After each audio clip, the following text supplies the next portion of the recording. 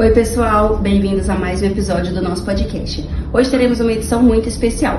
A nossa querida Claudinha vai receber a doutora Ludmila, que é formada pela Universidade Federal de Uberlândia, especialista em clínica de pequenos animais, dermatologista e alergologista. Então vem comigo para a nossa edição especial, que é o Café com Vet, no nosso Na Pele com Pet. Olá pessoal, sejam muito bem-vindos ao nosso podcast Na Pele com Pet, e hoje temos o prazer de receber a doutora Ludmila para falar conosco sobre alguns problemas de pele que é muito mais comum do que a gente imagina. Oi pessoal, é um prazer estar aqui com vocês no podcast Na Pele do Pet para falar de um assunto que eu amo tanto. Doutora, então vamos começar falando de uma das doenças que é muito comum em gatos, filhotes, que é a dermatofitose, também conhecida como micose. Por que essa doença é tão frequente? Antes de começar falando, por que ela é uma doença comum em gatos filhotes, acho que é importante a gente falar o que é a dermatofitose. A dermatofitose é uma doença fúngica causada, por um fungo e que ele adora viver onde tem, principalmente pelo, pele e unhas, porque ele se alimenta de uma proteína que é a queratina. A doença é mais comum em gatos filhotes por conta dele ainda não ter o sistema imune desenvolvido, o sistema imune dele, a imunidade ainda é muito fraca, então por isso ela é mais comum nos filhotes. Ela também é comum naqueles locais que tem animais que vivem muito junto, locais úmidos e escuros também é comum a gente ver a dermatofitose. Doutora, e quais são os sinais mais comuns que os tutores podem notar na pele do animal? Os sinais mais comuns que a gente costuma observar na pele do animal são lesões arredondadas, principalmente na área da cabeça, das orelhas e das patas. E principalmente vai ser umas lesões alopécicas, que vai ser o quê? Sem pelo, não tem nenhum pelo. Então vai ter uma falha no pelo do animal também. Então são as principais lesões que a gente vai observar mesmo. Doutora, e como é feito o tratamento? Ou existe uma forma de a gente prevenir essa doença? Bom, o tratamento é feito, depois que o veterinário teve a certeza, fez o diagnóstico da doença. Ele é prescrito pelo veterinário e ele é feito principalmente com shampoos, medicações orais e algumas outras medicações que forem necessárias para o animal.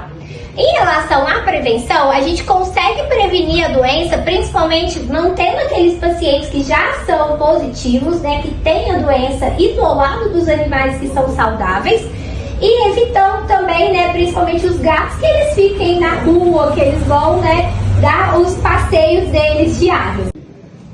Doutora, e quais são os sinais que o tutor pode notar no animal? Então, a dermatofitose é uma doença que pode ser contraída tanto por cães quanto por gatos. Os gatos, geralmente, eles vão ser carreadores, eles vão ter a doença, mas quase não vão apresentar lesão. E quando apresentam, eles apresentam lesões principalmente na região da face, lesões alopécicas um pouco avermelhadas ou acinzentadas, depende se o animal está mexendo ou não, está coçando. E em cães, eles vão apresentar as lesões também alopécicas, arredondadas e que tem falha de pelo. Por que a gente tem a falha do pelo? Porque o dermatófito, o fungo, ele come a queratina, que é aquela proteína que está no pelo. Então acaba que o pelo ele acaba se perdendo. Agora vamos falar sobre a esporotricose, que é também conhecida como doença do jardineiro. Doutora, você pode explicar para nós por que ela é conhecida como doença do jardineiro? A esporotricose, ela é uma doença fúngica, Ela é um pouco uma micose também, mas ela é mais profunda do que a dermatofitose. E o fungo que causa, a esporotricose, ele é um fungo que vive no solo, por isso que é conhecido como a doença do jardineiro, porque quando ele machuca, quando ele está lá manejando as plantas e tudo, se ele machucar e tiver o fungo pode entrar e acabar contraindo a doença. É uma doença também, que ela é mais frequente em felinos do que em cães, porém, quando ela está em cães, é mais difícil o nosso diagnóstico, porque a carga, do fungo nos cães é bem menor do que nos gatos. E ela é uma doença que também é transmitida para a gente, por isso que ela tem o nome, de doença do jardineiro. E quais são os sinais que o responsável consegue perceber? Bom, o sinal, eu acho que o principal sinal que a gente tem em relação à esporotricose é a presença de lesão que não cicatriza. Então, são lesões mais crônicas. É aquele tipo de lesão que o tutor já tentou passar uma pomada, já tentou passar alguma coisa e a lesão ainda não cicatrizou. Então, esse tipo de lesão, o tutor precisa procurar, né, o médico veterinário para que ele possa entender o que está acontecendo e diagnosticar o animal, né, da melhor forma possível.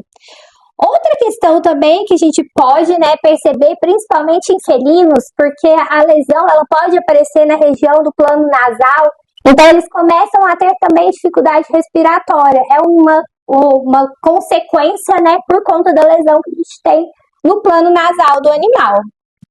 E a gente também observa, né, algumas crostas, alguns carocinhos, mas tudo são lesões que vão ser ulceradas, né, e a gente vai perceber futuramente que elas não cicatrizam.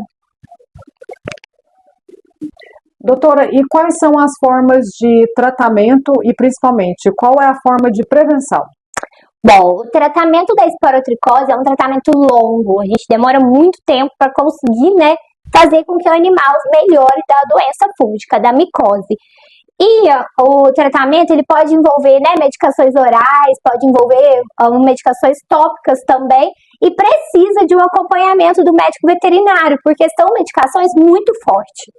Agora, a prevenção, o principal é não deixar o animal, né, dar as suas voltinhas, porque é na rua que o animal pode brigar, pode acabar, né, se arranhar e levar mordidas, que é a forma de transmissão da doença, a principal forma de transmissão.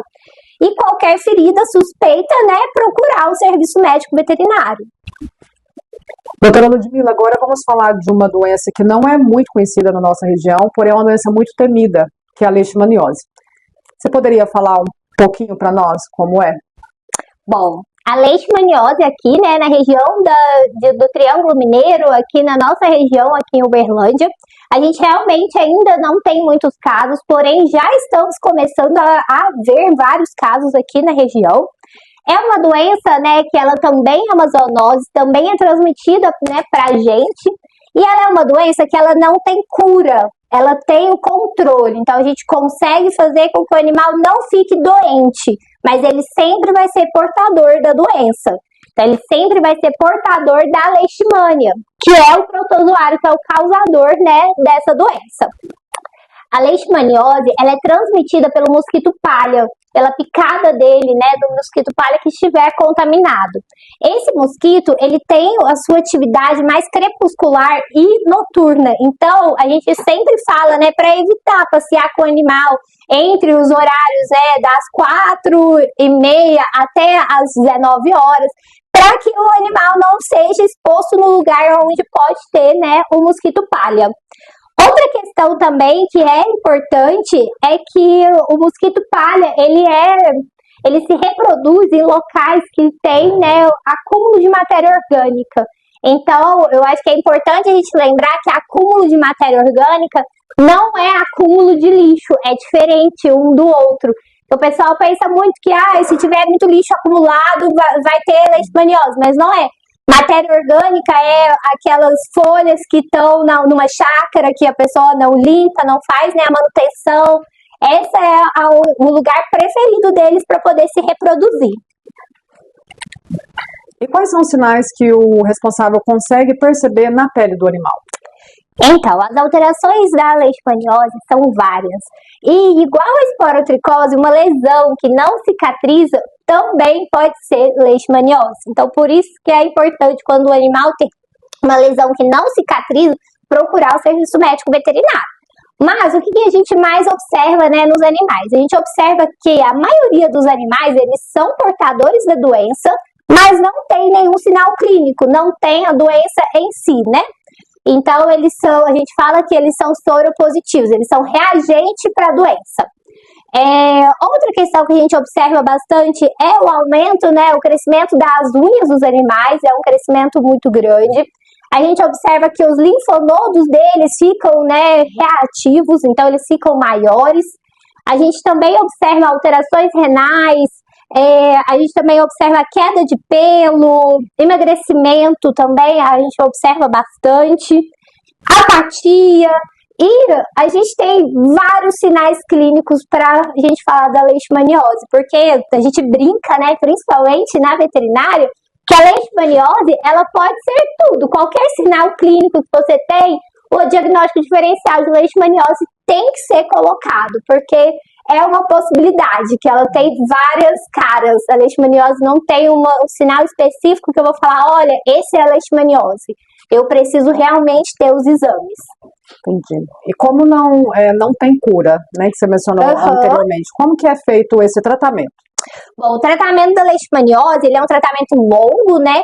Mas vou falar os principais pontos, porque o tratamento da leishmaniose, ele é individualizado, a gente tem que avaliar o animal.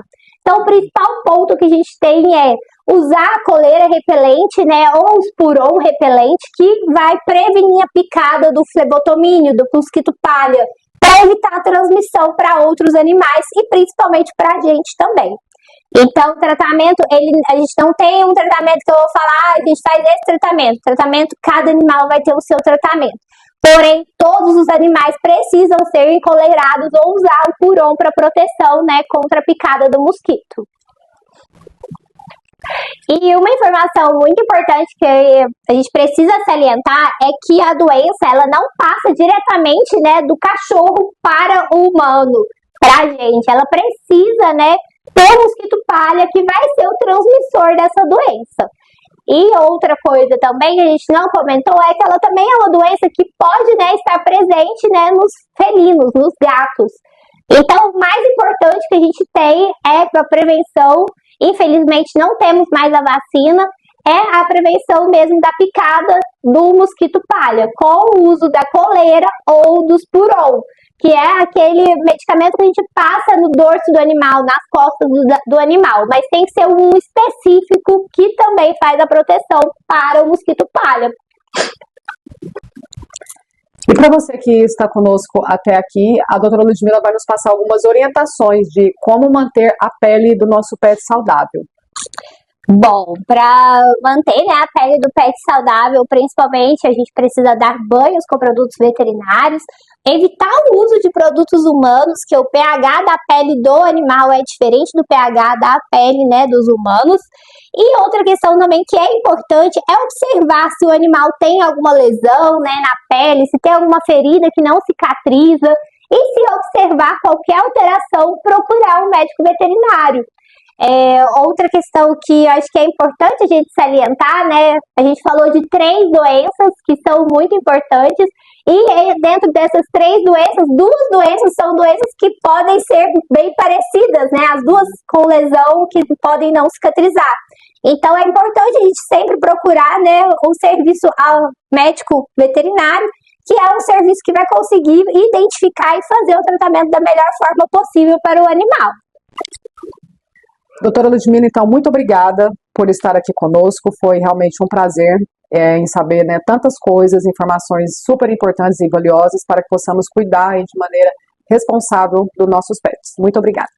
Obrigada a vocês mais uma vez pelo convite. Foi um prazer estar aqui no Na Pele do Pet. E eu acho que é importante, né, deixar uma frase de efeito e lembrar que a pele do seu animal, ela é um espelho, né? Então, se ela tá bem, significa que o restante também tá bem.